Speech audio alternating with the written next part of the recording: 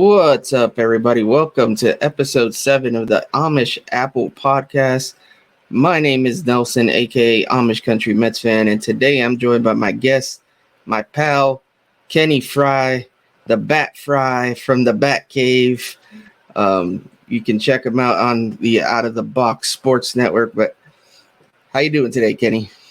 I'm not too bad, man. I was saying to you off air there, digging last night's win, digging the way the Mets have been playing recently.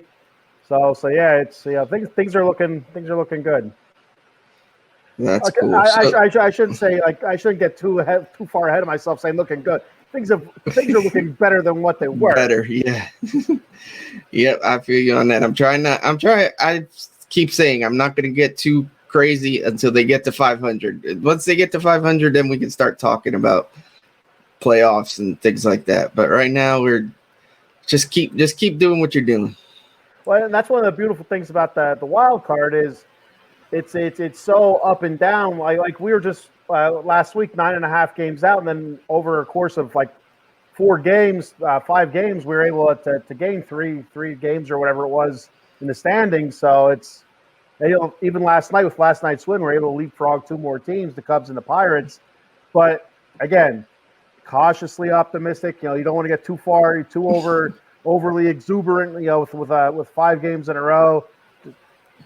500. That's a nice starting point there. Let's aim for that. Yep, that's for sure. So typically on the show, if anyone's watched before, I go into like how you became a Mets fan, yada yada yada. But given that you're a content creator yourself, I'll give you the opportunity to go ahead and plug your shows and whatnot and what you got going on. Let the people know where they can find you and what's up with the Bat Cave and your other shows. Yeah, I got a whole bunch of crap that I do, I guess, content wise. So every Wednesday morning on Out of the Box Sports Entertainment, I do a Mets show called the Bat Cave. I add a little bit of LA Kings hockey in there, but 99% of it is New York Mets baseball. So I go through all that. I also on Friday nights at 10:30 p.m. Myself and my co-host Cowboy Dave Yarnell, we talk WWE wrestling. So we do that. And that's a lot of fun. Talk wrestling, get all crazy. It's normal then. And then Saturday nights at 10 p.m. I also do a show called the Vegas Sports Scene. As you can see behind me, I'm a Raiders fan. So myself and my co-host Rob Hefner will talk Las Vegas Raiders football. We'll talk Vegas Golden Knights hockey, Las Vegas Aces WNBA. Now that the Oakland A's are uprooting themselves and shipping themselves over to Nevada, we'll be talking Oakland Athletics, soon to be Las Vegas Athletics. And one big special, I don't know if it's a special announcement if you've seen it or not on Twitter, Tuesday night, July 11th, Out of the Box Sports Entertainment has a new show called Old School, The Old School coming out. And the very first episode is going to be the Old School Mets. We're going to be talking about the 86 Mets, how they got, to be, so dominant in 86, so we'll talk about like the draft picks early on, how they started in the early 80s to the 86 championship and why didn't they win more afterwards. So I'm really excited about that. A lot of neat stuff, a lot of neat stories because the 86 Mets, I was 6 years old. How old were you, Nelson? I wasn't born yet. I was born in December of 86. So you missed it completely. So it's like I was 6 years old, so I didn't give a shit about the Mets. You know what I mean? It's like, I started really following the Mets probably 89, 90, somewhere around there. I really started paying attention to sports. I liked the Mets back then, but I don't know. I didn't know why. My grandfather was a Mets fan, but I didn't know why I liked the Mets until I started playing baseball around 9, 10 years old, really paying attention to sports. And so I missed the whole 86 thing, as well, which was a bummer, because, looking back on it, that was a heck of a team, man. Yeah, sure was. I'm very much looking forward to that show. I mean, I've gone back and read books, and I've actually watched, like, the whole playoffs from that year and watched, like, important games from the regular season. And I'm like, I got pretty immersed into it. I wanted to know all the history about it, being that I was born like 2 months after it happened. Yeah, I'm very much excited for that show. Can't wait to tune in. So going back, you did say you were 6 years old when that happened. How exactly did you become a Mets fan? So like I said, my grandfather was a Mets fan. I don't know if he was really even a big baseball fan, but I kind of remember him like wearing some Mets gear or whatever. And so, I liked the Mets a little bit, but again, I didn't understand sports. I didn't really care all that much. When I was like 9 or 10, I want to say it was 1990, but it could have been the year before. So it's all kind of muddled now. I started really paying attention to baseball, so I kind of picked a favorite player. My favorite player I picked was Hojo, Howard Johnson. So that was the first Met that I really followed, I really liked. And then after that, I really got into Gary Carter, Todd Hundley. I was a huge fan of Todd Hundley. So was I. And I remember you saying that before. I think it was on one of your shows. I remember seeing that. And Todd Hundley made me want to be a catcher, and a catcher that hit balls really far, and that's so. But yeah, it started back in I think 89, 90, somewhere around there. Hojo was my first favorite Met. And actually, I have a signed ball by Howard Johnson back here on the shelf behind me.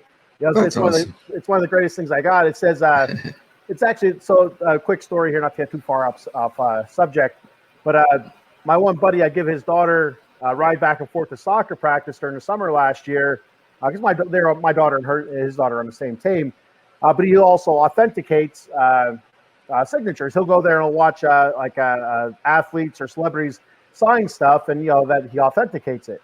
Well, he was doing a signing with Howard Johnson, and he knew I was a big Mets fan and a Howard Johnson fan. So he got him to sign a ball, and it says Howard Hojo Johnson has his number there. And then on the other side of the ball, instead of saying "Let's go Mets," it says "Let's go Batcave." I was flipping out. Nice. It was so awesome. And then even last night I tweeted out about the Old School show coming on next Tuesday at 6 p.m. Talking about the '86 Mets. He was one of the people that liked it. I was going to say, again. I saw that. I didn't know if you had noticed it. Yep. I noticed it right away. I was flipping out. I was telling my wife about it. She's shaking her head like I'm an idiot. So I thought that was fantastic. It's one of the biggest thrills of my life. Just he hit a little like button. It might have been, I don't know if it was him or not. It could have been like a secretary or something. I don't know. I assume it's him. But I thought that was fantastic. I was flipping out. Yeah, that's pretty awesome. So where are you originally from? Pottsville, Pennsylvania, the home of Yingling beer. And pretty much that's where I'm at right now, like maybe a mile or two away. So, so that's about central PA, about 100 miles northwest of Philly. So it's interesting that you became a Mets fan and not a Philly fan. Oh, and I hate the Phillies. Yeah, I'm right there with you. So how often do you get out to games? Not often at all.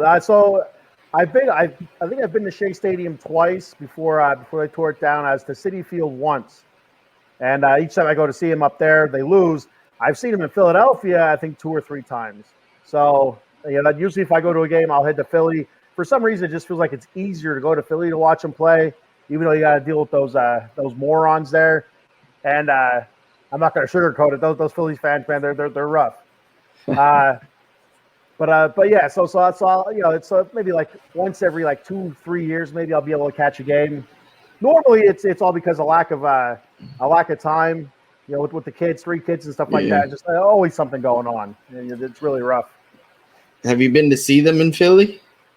Yeah, actually, last time I seen them in Philly was I want to say I think it was 2021. It was opening day in Philadelphia. The Mets were playing. DeGrom pitched, and he had a shutout going into the 6th or 7th inning, and it was really quiet there. You hear a lot of Mets fans yelling, "Let's go Mets! Let's go Mets!" Well, then the Phillies got a couple of hits. They started getting full of themselves, and so then we started. Mets fans are arguing with Philly fans. Philly fans are up screaming, and they're yelling at me because I was wearing a DeGrom T-shirt. I'm all like, "Okay, I don't know. I'm here with my 11-year-old daughter. I'm sorry, but sorry for existing. I don't know." But we ended up losing that game. We ended up blowing it. I can't remember. I think it was Aaron. I think it was Aaron Shoup. I think it was came in and ended up blowing that game. So the Philly fans were happy, and I made it out there alive. So we're good. The Mets blowing a DeGrom start. That's what a shocker. Typical. Yeah. I was interested because obviously Phillies fans are known for being quite hostile, especially towards Mets fans. So I was interested to know what the atmosphere there was like. It was like I said, it was quiet for about 6 or 7 innings, and then once they started getting a couple of hits, after they took the Grom out, we'll say that's when they started getting hits. That's when they started feeling full of themselves again, and that's when they started chattering. They got those beer muscles. They got beer muscles at that point. So you said you have 3 daughters. Is that correct? Oh, I got 2 daughters and a son. Yeah, 2 daughters and a son. Okay, so any of them Mets fans, or are they all Philly fans? My oldest daughter's a Phillies fan, and she drives me nuts. She got all sorts of Philly stuff in her room. As long as it's one of those things, like I can't stand it, but you know what? She follows along. She has a favorite team. She has a favorite player, so I'm cool with it. My youngest daughter, she doesn't give 2 shits. You know, she doesn't. You know, sports wise, it doesn't matter to her. She doesn't care. Up is down, left is right. Doesn't matter to her. The boy, he's only 4 years old. But I'm training him. I'm saying I have him walking around saying "Let's go Mets" and "Go Raiders" and all that stuff. So I'm trying to get him away from the whole Philly thing. But yeah, my oldest daughter keeps trying to turn him on me. Oh geez, you got to beat her out on that one. You can't be outnumbered. she sneaks up behind my back all the time. He'll be away from me, and I can see her talking to him. He'll come over and say, "Go Phillies." I said, "Boy, oh, no. I'm telling you what." And he'll say, "No, let's go Mets, Dad. Let's go Mets, Dad." Oh boy. Yeah, that's what we got to keep that going. We can't let her. No, poison his mind. So somebody has to carry on the Mets faith after I'm gone. So they have to carry it on. So obviously Hojo's your all-time guy. Who's your current? If you had to pick a current Met that you really like, who is it? Big Pete. I like Pete Alonso. I'm really nervous that they're not going to sign him long term. I figured it would have been done by now. They still have another year yet. He's signed, I guess, for 2025, or I guess is that 2 years? Yeah, I guess that's 2 years. Yeah, 24, 25. But I still wish they had that long term contract in there. But you know, it makes me nervous. So, Shohei Ohtani lurking around the corner here next year. It makes me wonder, are they going to go big after him, and that leaves Pete out in the cold, and then I can't support him if he goes somewhere else. I mean, I can't support him. Depends on who he goes to. If he ends up in Atlanta or Philly, I can't support him. I can't be down with that. Yeah, right there with you. I think if I had to guess, they just want to wait to see what happens with Ohtani and how much they end up, if they get him, how much they end up spending to know how much money they got left for Pete, I guess. And I'd say the scariest thing about Ohtani as a fan of a team that might actually go after him, is if he gets hurt. So it's not just like a regular pitcher getting hurt, or a regular fielder or a regular hitter. It's a guy that plays multiple positions. So if you lose him, you lose your ace, your starting pitcher, you lose one of your best hitters, and you also lose a position player, all with one guy getting hurt. I mean, that's really makes me nervous. If he blows an elbow, it could be a huge. That's 2 years. Yeah, it's definitely a concern. My thing is that I guess you have that concern with any player, but in this case, you are losing 2 and 1, so that does suck. But I mean, if you can sign him, I don't see how you can pass on it, considering just how good the guy is. He's insane. Definitely, it's one of those things you have to kind of do it. You have to at least take a chance at it anyway. You have to. Yeah, we'll see what happens. That time's not yet here. I don't subscribe to the whole trade for Ohtani thing.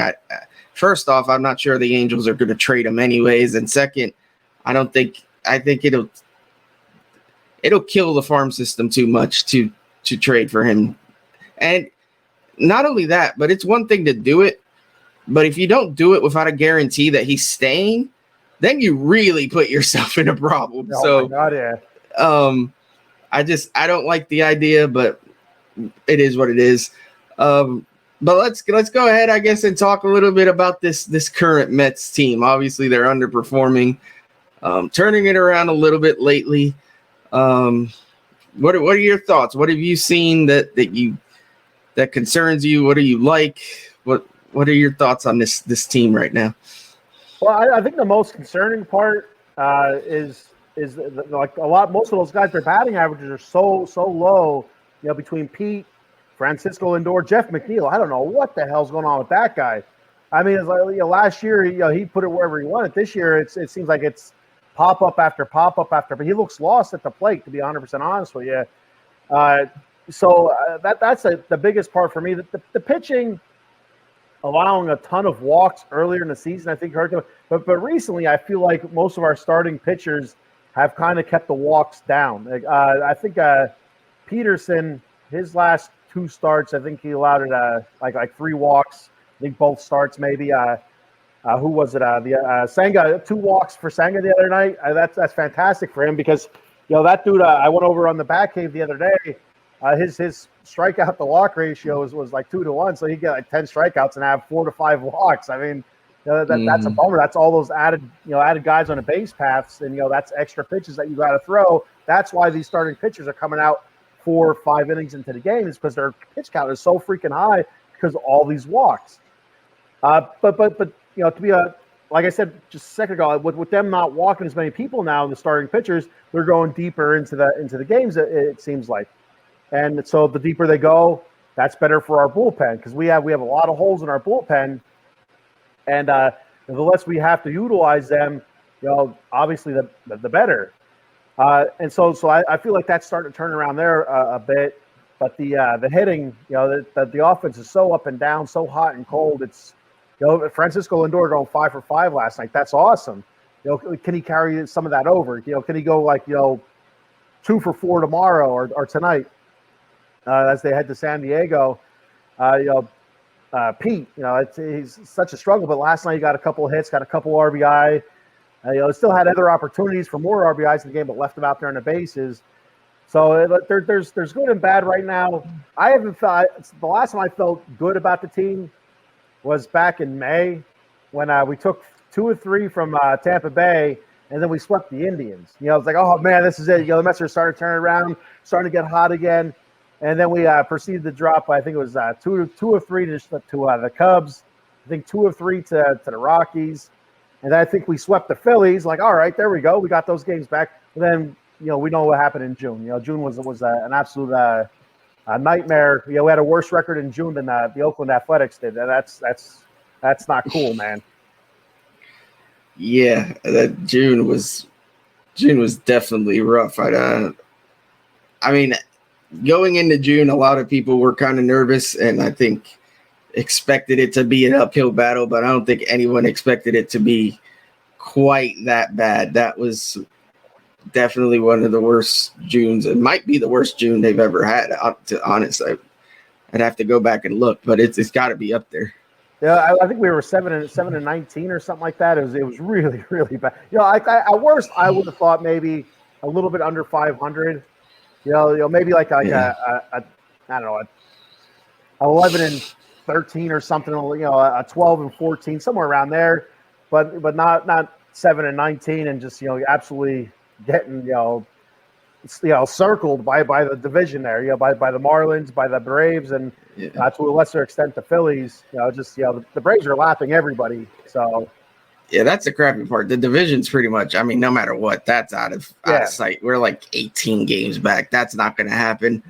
So we're definitely just in the hunt for a wild card, and we're still 6.5 games out of that. So that's why I'm trying not to get too excited, because 6.5 is still a lot of games. Granted, there's a lot of time left, but yeah, it's like I said, get to 500, then we can start seeing where we're at. Problem is, trade deadline's coming soon, and we got to make a decision of which direction we're headed. And nothing I hate more than being stuck in no man's land. I'd rather either suck enough that we know we're going to sell, or be good enough that we know we're going to buy. This middle ground stinks because you have to commit to something, but you don't really know which way the team's going to go. 100% right. Like it's so like, well, let's wait and see. Well, like, all right, wait and see. You can get to the trade deadline, but we're still only going to be like, probably hovering around 500. Is that good enough to buy? Is that not good enough where we're going to sell? Just not knowing is so tough. I mean, we could be like a little bit of a seller and a little bit of a buyer, but that ain't going to help anybody out. That's not going to make us better, and that's not going to build our farm system. So it's either, in my opinion, my thought with it is either go all in with the buy or all in with the sell. Don't kind of like nibble at it here, nibble at it there. You know, it's with that you're not getting better and you're not building your farm system. So, you know, either get better if you think that we can make a run at it, or just sell and build that farm system. You know, because there are some assets on this team where we can get, I think, a couple decent young guys in the farm system, and that could help us, down the road in a year or two. So. We don't have a whole lot in the farm system. We have a couple big name guys, but besides that, especially pitching wise, it seems to be slim pickings. Yeah, no, I totally agree. That's why when we had that debacle in Philly where we lost that game because Buck's a moron. After that, I was pretty much full sell mode. I honestly didn't think they'd make a run. I'm still skeptical whether it's going to be this is real and they're going to continue it. We'll see. But, yeah, I'd rather, like you said, do one or the other. If you're going to sell and really sell. And then if you think that they can actually make a playoff push, then go all in. And I don't know who's going to be available. I haven't heard that many rumors yet. Usually by now you start hearing some names. I know it looks like the White Sox are probably going to be selling off a lot of their pieces. But other than that, I haven't heard too much. So it'll be interesting to see who is available, what the Mets think can help them. I know we have Quintana coming back here soon. So in theory, the rotation is kind of set, but is there someone out there you can get to improve it? Obviously, the bullpen needs help. If we could trade for some bullpen arms, that would be ideal. And then the lineup is interesting because the lineup, like you said, it's so inconsistent. Like they'll put up 9 runs and then the next night put up 1. So, I mean, there's enough guys there that you would think that they could do the job themselves without any more help, but I'd definitely be looking to upgrade. I mean, Vogelback. I mean, he had a nice game yesterday, but let's be real about that one. Like, he's not that great. Fam's been doing a phenomenal job, but you could always improve on Canna and the likes, and Marte, you don't know what he's giving you. So there's ways to improve, even if it's just bench pieces, but again, we got to know what we're doing. And right now, I feel like we're just in that dreaded middle ground of which way do we go? And I hate being in that spot. I think it's fear from the Wilpon days, because in the Wilpon days when we were in this position, they always messed it up. They either wouldn't sell when they should have, or they'd buy like a Victor Zambrano for Scott Kazmir when that was the absolute worst thing they could have done. So I think I still have that PTSD from back in those days that I just dread what we're going to do, knowing that we're just in this middle ground where it can go literally either way. Well, I always felt during the Wilpon era, I mean, I could be wrong with this. It was just like a feeling that I always felt like it was always like hastily done. I always felt like it was like, well, who's out there? What's the big name? It didn't matter if they're having a good season or if they're had a good last season or anything. It was just kind of what was the biggest name, who's going to cost the most. That would look good for the Mets because they're trying to win. It just never made sense. Just like that's how I felt. I mean, I don't know. Again, I don't know if that's right or not, but I always felt like it was like the last second. Like you're at the grocery store and you just can't figure out what you want to eat. Like, well, everybody seems to like, shredded wheat, but you know what?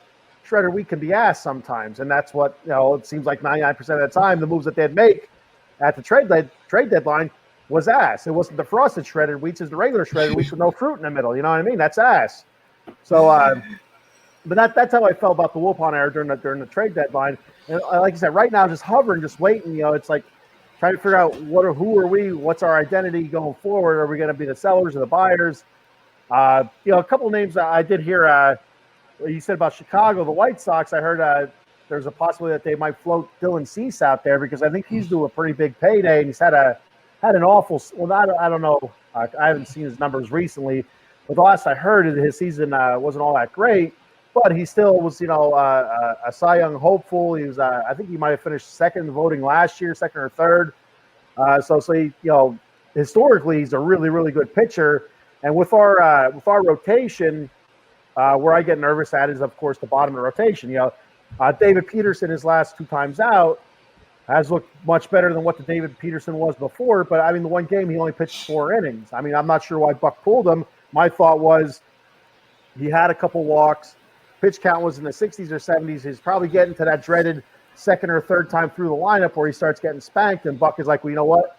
I'm going to pull him out, which, to be 100% honest with you, I think that's a pretty good move by Buck, knowing that he's been getting spanked every, when he get multiple times through a lineup, get him out before, it got ugly. But his last 2 times out, I think it was maybe 2 earned runs or something like that. It's really low. And the same thing with Cookie Carrasco. His last couple times out has looked much better. But again, there was one game, I don't know if his previous start or the start before, where he only won 4 innings, only gave up 1 run. But if you can't rely on your starting pitcher to get to the 6th inning at least, then why even have him there? Put him in the bullpen, use him as long relief, and find somebody else that can do that.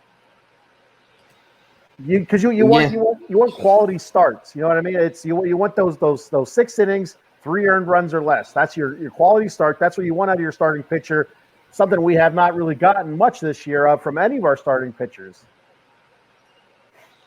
Yeah, no, I totally agree. It's just, especially with Peterson, it's tough to know what he's going to give you. I don't trust him. I never really have.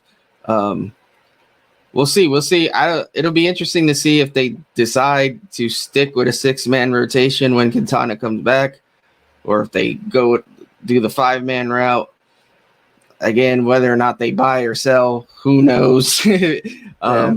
Definitely, the shoring up the back end of the rotation would be, if you're looking to buy, that would be a way to go. I mean, you have 3 big guns in Verlander, Scherzer, and Senga. If they pitch to their potential, then you would think we'd be in good shape. Yeah. Lately, it's been better, so hopefully that's the case. I got a comment here from my buddy Chris, my co-host on the Interstate Mets Report. No episode this week because of the holiday and guys being out of town and whatnot. But next week we will be back on Tuesday at 5 p.m. So check that out. He says, "What's up, Jets? Good morning. And most importantly, let's go Mets." Of course, let's go Mets. Let's go Mets. Thanks for watching, Chris. Appreciate the support. And yeah, man, it's going to be interesting. I hope this series in San Diego, that's not a letdown. That's what I hope. I don't to go to San Diego and lose 2 out of 3 or even get swept after what just happened. I think that would be a killer. And I think at that point you could probably put the fork in the Mets. I mean, anything's possible, as we've all seen, but if they go out there and get swept, then I mean, we're probably back to around 10 games out of the wild card spot. So that would be a big problem. That'd be a huge problem. And the crap part of it is the 2 most disappointing teams this season have been San Diego and the Mets. And right now, San Diego's getting hot, and the Mets are hopefully getting hot. And now they got to play each other. It's like, oh man, that's the last thing you want. Give us somebody else like Arizona was kind of stumbling into this series. Give us somebody else that's stumbling a little bit so we can kind of get a little bit more footing here. But you know what? We want to see what we're made of. And, are we buyers or sellers? Like you said, this is a great point, a great starting point to figure that out, with the San Diego series. And then once we come back from the All-Star break, we got LA. So again, another team that's ahead of us in the wild card standings that hasn't played up to their potential, according to some of the experts. Yeah, for sure. I mean, this is their chance to gain ground. They have to do it here. Winning this series is very important. It's just you have to win the series. You got to. I don't. you got to carry this momentum into the weekend and go into the All-Star break on a good note, because, man, it would be, even for me, who's still not really invested into them, like, being back per se, as some people jumped right back in and it was just like, oh yeah, we're back. I'm like, let's slow down just a little bit here. We're not even 500 yet, but yeah, even for me, that would be a killer, just because we are at such a high right now. Like, but we have Verlander and Scherzer going this weekend, so I mean, Peterson's sandwiched in between, but nothing like a Peterson sandwich right now. Well, we get to face what's his name first game. He absolutely owned us last year. Yeah, Darvish. Yeah, Darvish. He absolutely killed us last year. Owned us. He spanked us every time we played against them. It just made us look absolutely like we didn't know what we were doing at the plate. He just absolutely fooled all of our hitters. And but he's having a rough go of it. His ERA's up in the mid fours. He's up there in age. He's been pitching a long time. So hopefully this is his swan song here. That's what I'm pulling for, because you Darvish, I had nightmares of him last year. Yeah, we were able to hit him earlier in the season, so hopefully we can keep that up and do something. Just got to keep the momentum going. Like, it was great to see Lindor yesterday, 5 for 5. His average is up to 233. He's smoking hot in July so far. Actually, then ever since his daughter was born, he's really gone on a tear. We need Alonso to pick it up, man. Alonso yesterday, that was a nice start, but we need him we need some consistency from Pete. Like you said earlier, McNeil, I don't know what his problem is. He looks like he's on a different planet right now. Nimmo's he's our probably most consistent hitter, but even he's struggled a little bit here and there. His average, I think, is down to the 270, which is still respectable, and nothing wrong with that. But yeah, it's just like, feels like when one guy gets going, another guy goes cold, and it's just tough. It's such a gauge what this team's going to do, because they're so all over the place. And you know they're capable of so much more. There's so much talent there that seeing Pete hit 210, 217, whatever the hell he's hitting, he can hit better than that. Last season, is a prime example where he hit like, I don't know, it was like 260, 270, whatever it was. Mm-hmm. And Francisco Lindor, hopefully coming out of it, average wise, power wise, production wise, he's absolutely there. Hitting home runs, knocking runs in, but average wise, he's so capable of so much more. McNeil, if you look at his career stats, to be 100% honest with you, this is how his career has gone, where he'll hit over 300. The next season he'll hit 260, 270. The next year he hits 300. Now this year it's 260, 270 again. It's like, what do you do with that? That's the career that if you look at, that's his I don't know what the hell I'm trying to say, path, I guess, I don't know. Nimmo hitting 270s right now. That's pretty much his career average. That's what he hits year in and year out. You had a lot of optimism with him earlier in the season, just crushing it, hitting well over 300. It started taking a step back, started getting hot again, started taking a step back, getting hot, then started taking a step back. So Nimmo, like you said, is up and down. It's Marte is just, for me, he's probably been one of the most disappointing players, because I was really expecting him to really step up this season, especially I think he has like 22 stolen bases, but I was expecting a lot more power, more RBI production out of him. But his average is way down as well, in the 250s, I believe, 240s, 250s. So it's a lot of disappointment to be shared. But I think Marte's my biggest offensive disappointment. Yeah, I could agree with that. He was such a catalyst last year for this team, and it showed in September when he got hurt and the offense just kind of went in the tank. And yeah, it showed this year. He hasn't really been going, and the team's been kind of all over the place. So I'm encouraged that the last couple games since Buck sat him for, I think, 2 or 3 days, he's looked a little better. He looked a little livelier, even in the dugout. I don't know if somebody had a talk with him or something, but there was points there for that stretch where he was struggling, that he didn't look like he wanted to be in the dugout, on the field. He just didn't look like he wanted to be a Met, to be honest. Yeah. But now I've seen him smiling a bit. I've seen him get into it. He's been celebrating with the guys. So hopefully whatever it was that was bothering him, he's gotten past it.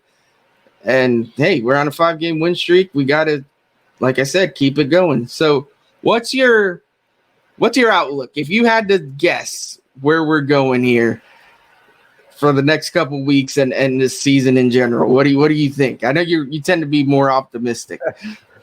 I am Mr. Optimism. I'm half glass half full kind of guy. So me personally, I think the Mets are going to continue. They're not going to go win 15 games in a row, but I think they're going to continue winning series. And that's what I said on the back cave. I thought, I don't want the Mets to go on a huge run. I mean, yeah, obviously I do, but they don't need to. They just need to win series. That was one of the big things they did last year. They didn't look for the 7, 10 game win streaks. It was winning series. So I think if they can continue to win series up to the trade deadline, I don't think they'll be huge buyers, but I think they will buy. They'll trade for a couple pieces. Nothing too flashy, nothing too big, just to help a little bit. I don't think they'll get rid of anybody really huge. I could see them possibly trading Canna, in my opinion. Canna's been okay. I expected more out of him also. But there's times where he flashes. It's like okay, that's the Mark Canna of old. And there's times where it's like, it's Mark Canna. What is he doing? But I feel like I could see them trying to trade him away, maybe getting a bullpen piece or something like that. And I think they'll call Vientos up again this year. I don't know why they would, but I just have that feeling. But after the trade deadline, I feel like we're going to make a run for the last one of the last two wild card spots. I don't think we're going to get the top wild card spot. But one of the things that gives me a lot of optimism, and I think you mentioned this before that we shouldn't do this, but the Phillies last year, I know I think it was you said it's not the same thing, but it almost feels like the same thing where the Phillies were out of division. They're out of division, they're up and down last season. I talked about them a lot last year. One, because my daughter was a fan, and two, we played them so much early in the season. I did a lot of laughing at them, and a bunch of the guys on Out of the Box Sports Entertainment are Phillies fans. There's a whole bunch of Philly shows, on our network, and so they're always talking Philly stuff, and so I paid attention to them, and they're just so up and down. And then things just started clicking with their offense. It started with their offense starting to click, and then Wheeler and the other Goombas that they have at the top of their rotation. I can't think of his name right now. They started clicking. Nola, yeah. His brother's the goofy catcher for San Diego. He can't hit. He's having a terrible year.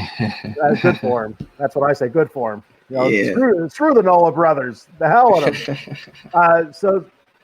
But the Phillies were so far out in the division. They kind of focused. They put all their attention into the wild card race, and they were able to slowly, throughout the season. Like they never went on a huge run. They had a good July.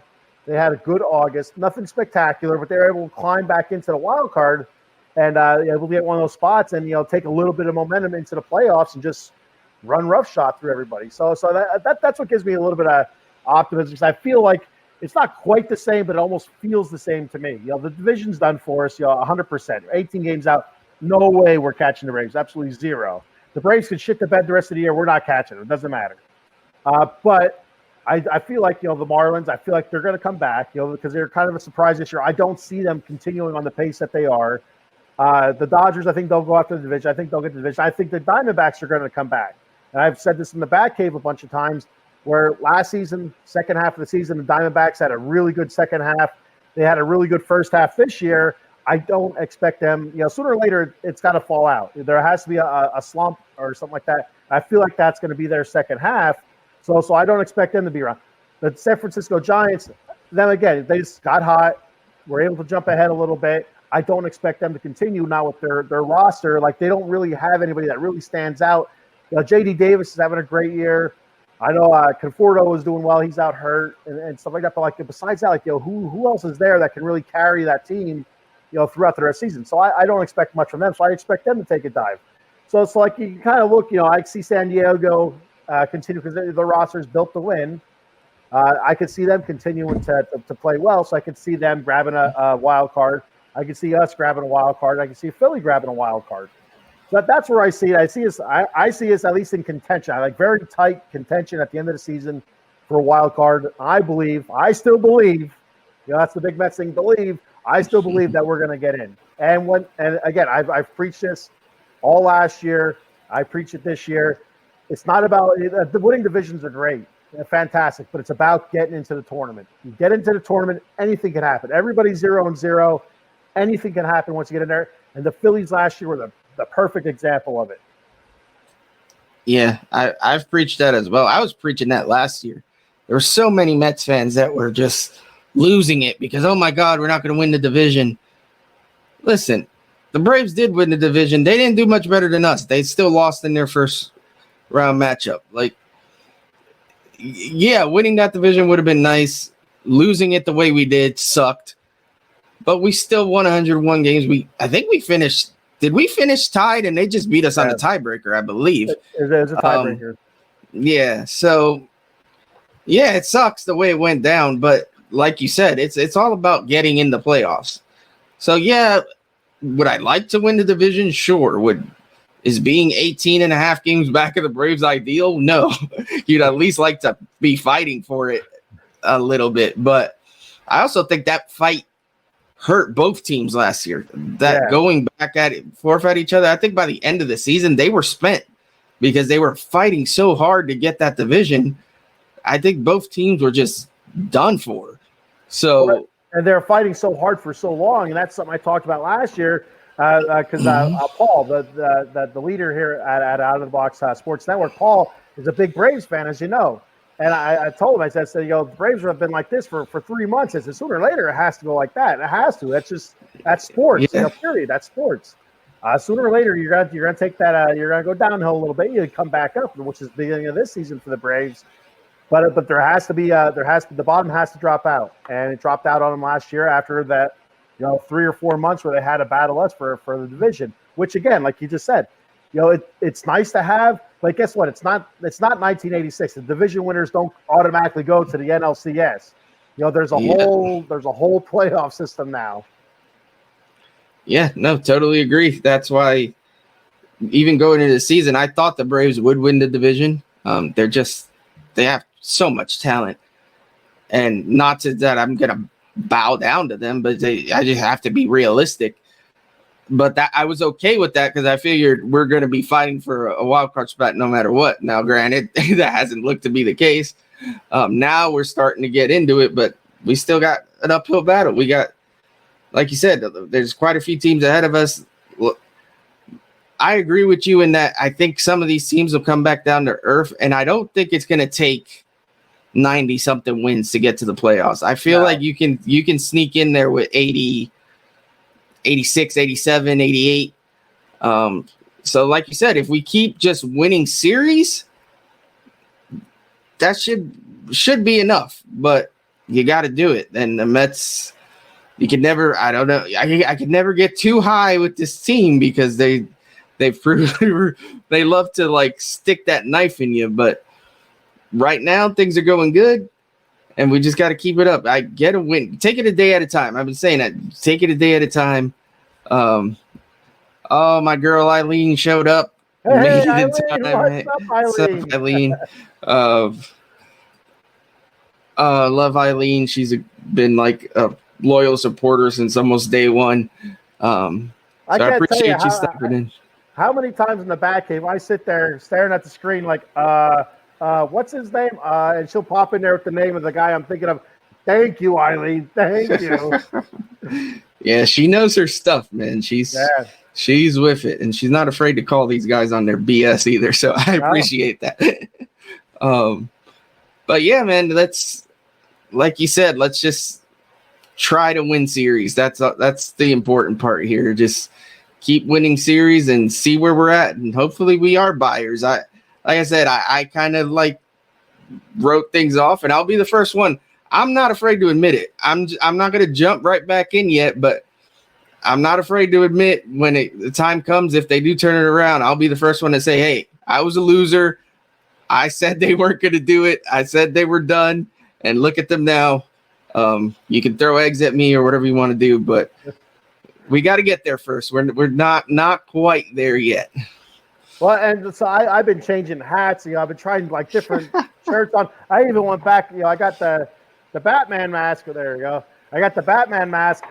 Last year I used to wear the mask at the beginning of every show I did up until I think it was like October. And I stopped wearing it at the beginning of the shows, and we did terrible in October. In the playoffs.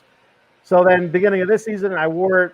The first 2 episodes in the beginning, we did all right in the beginning. Then I stopped wearing it. Now, we're shit in the bed. I'm like, you know what? I got to start wearing a mask at the beginning of the shows now. So I started wearing a mask. You know what? That might have been it. So I should at least get a little bit of credit if we do make a run at it. Yeah, it's the mask. You got to keep it. The mask. The mask. Lindor's haircut. He's got to keep the hair short. He can't change it now. Nope. I'm with the superstitions. I'm not too crazy, but I'll do the hat thing, the switch up on the hats, the different shirts, stuff like that. We'll see. Right now, I've been riding with this one for a while now, even through like the losses, but we'll keep it going. I'll keep the Father's Day hat for a little bit longer, see if that works. I mean, maybe Lindor needs to have another kid too. Maybe pop out 1 or 2 more kids before the season's out somehow. Through modern medicine and genetics, who knows what could happen? There might be a way to incubate a couple more kids, and maybe that produces more wins, more 5-hit games. I'm in for it. Yeah, man. Ever since his daughter was born, bro, I think they actually I wish I had it. They posted his numbers and specifically since he was born, and they're like out of this world. Like he's been like on a huge tear. So good for him. I always believed in him. I told anybody that would listen, he's going to turn it around. Some people chose not to listen and went on bashing him, but hey, you're going to do what you're going to do. Well, I told you, you made a believer out of me. You came onto the Batcave last week. I think it was. I was saying that he shouldn't be an all-star because of his average, and you're like, well, look what he does, numbers wise compared to the other shortstops that are in the all-star game. And I looked at him like, well, the only thing that he doesn't have is the average. I mean, everything else he's dominating at shortstop. Like, why is he not in the all-star? Like, doesn't even make any sense why he's not an all-star. Stupid Dansby Swanson. Dansby.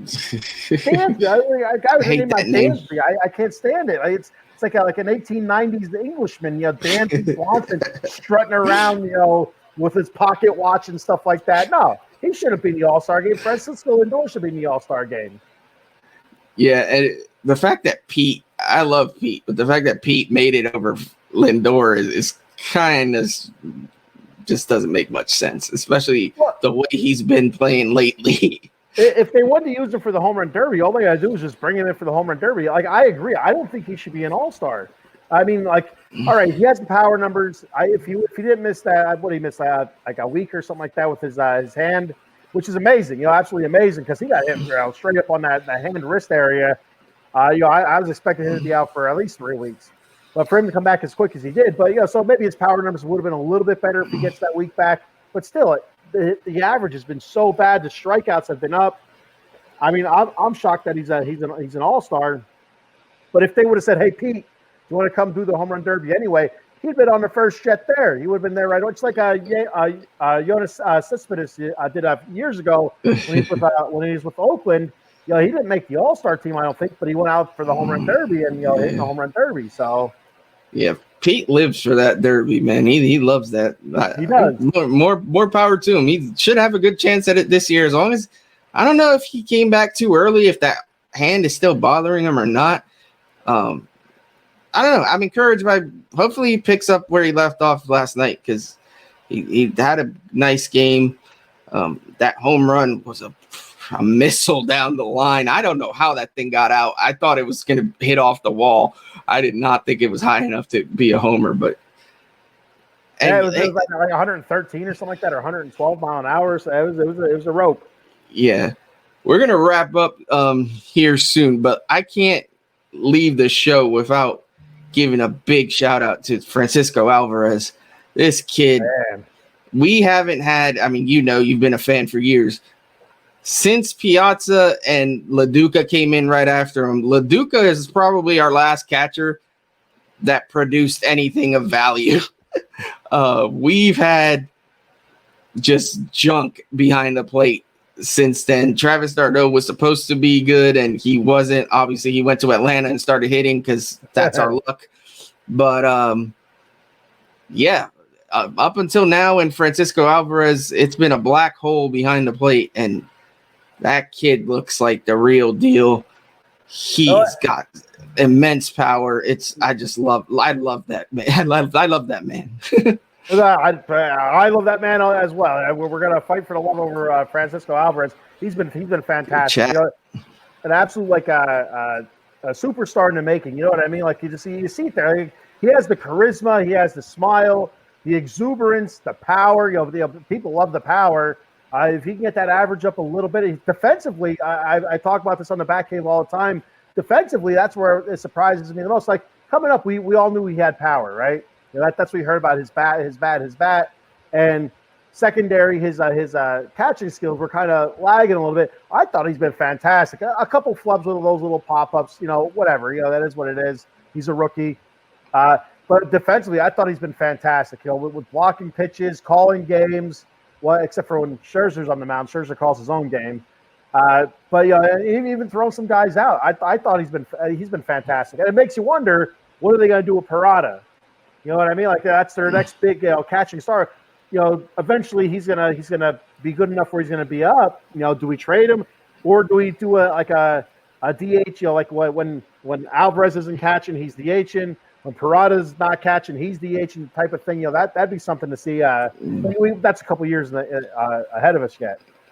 Yeah, and I think he's athletic enough that you might be able to move him off a catcher to either the outfield or first base would be Alonso, hopefully, but make sure he keep him around. But well, they tried that with Todd Hundley, and it was a disaster when they moved Todd Hundley, I think, to the outfield first.